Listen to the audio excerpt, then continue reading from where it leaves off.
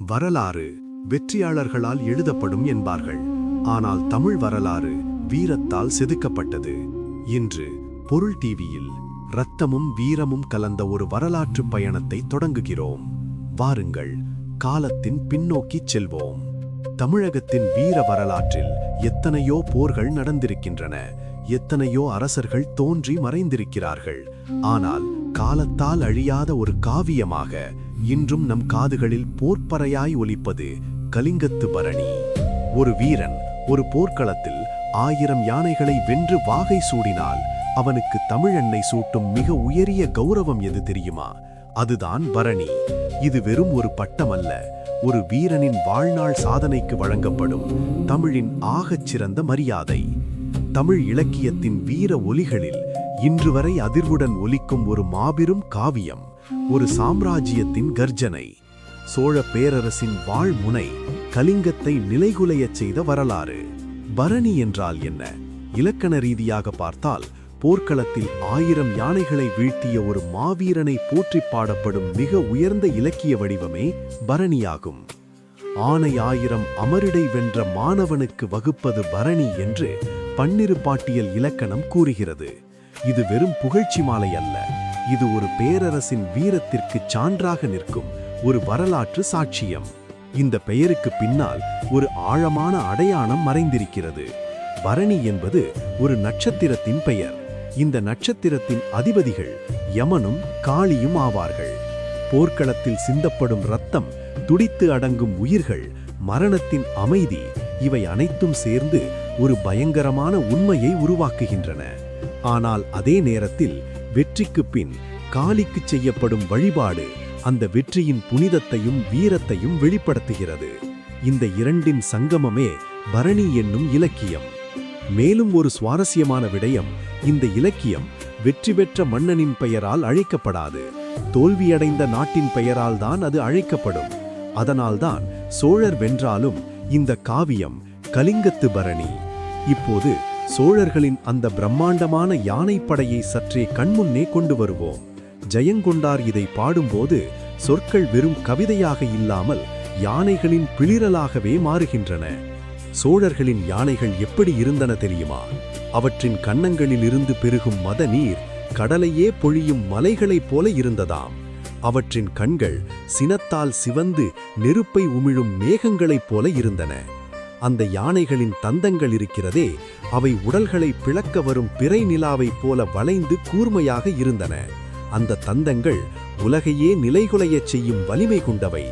அந்த யானைகள் பிளிரும் சத்தம் வானத்தில் இடி இடிப்பதைப் போலவும் கடலில் எழும் வடவாமுகக் கனலைப் போலவும் பேரொலியுடன் முழங்கின. குதிரைகளும் யானைகளும் போர்க்களத்தில் இப்படித்தான் நெருங்கி போரிட்டன என்று ஜெயங்கொண்டார் வர்ணிக்கிறார். இந்த அற்புத காவியத்தை இயற்றியவர் தீபங்குடி என்னும் ஊரைச் சேர்ந்த புகழ்பெற்ற புலவர் ஜெயங்கொண்டார். இவர் முதலாம் குலோத்துங்க சோழனின் அவைக்கள புலவராக திகழ்ந்தவர். கிபி 12ஆம் நூற்றாண்டில் ஒரு வரலாற்று திருப்பம் நிகழ்ந்தது. கலிங்க நாட்டு மன்னன் அனந்தவர்மன் சோழ பேரரசுக்கு செலுத்த வேண்டிய திரையை அல்லது வரியை செலுத்த மறுத்தான். ஒரு வருடம் அல்ல, தொடர்ந்து 2 ஆண்டுகள் அவன் வரி செலுத்தவில்லை. இது ஒரு சாதாரண தாமதம் அல்ல, இது சோழ பேரரசின் ஆதிக்கத்திற்கு விடப்பட்ட ஒரு வெளிப்படையான சவால். இந்த அவமதிப்பை வீரமான சோழர்களால் சகிக்க முடியவில்லை. பேரரசன் குலோத்துங்க சோழன் தன் வீர தளபதி கருணாகர தொண்டைமான் தலைமையில் ஒரு மாபெரும் படையை கலிங்க நாட்டுக்கு அனுப்ப ஆணையிட்டான்.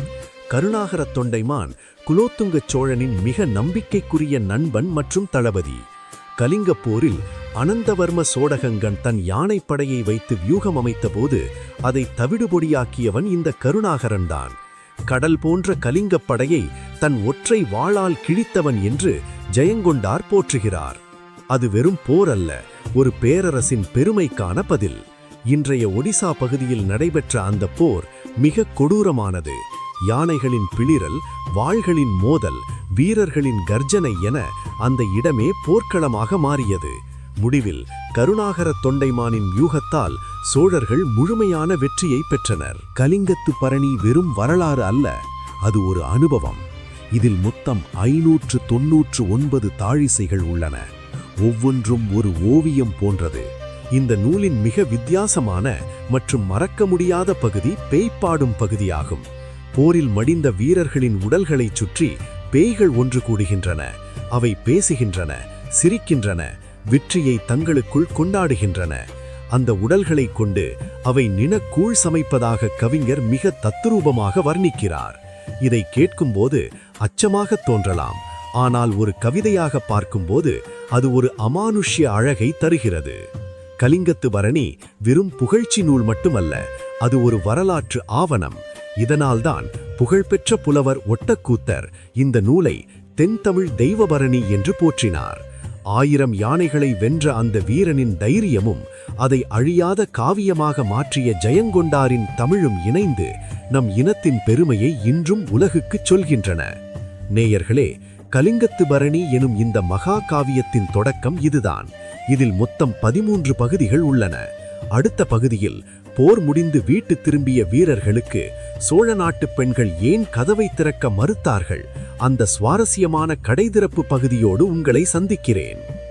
பரணி பாடுவோம், பரணி பாடுவோம், புதியதானதோர் பரணி பாடுவோம், தரணி போற்றிடும் வீரர் மீதிலே கவிஞர் யாவரும் பரணி பாடுவோம். தமிழால் இணைவோம், வீரத்தால் வெல்வோம். நன்றி, வணக்கம்.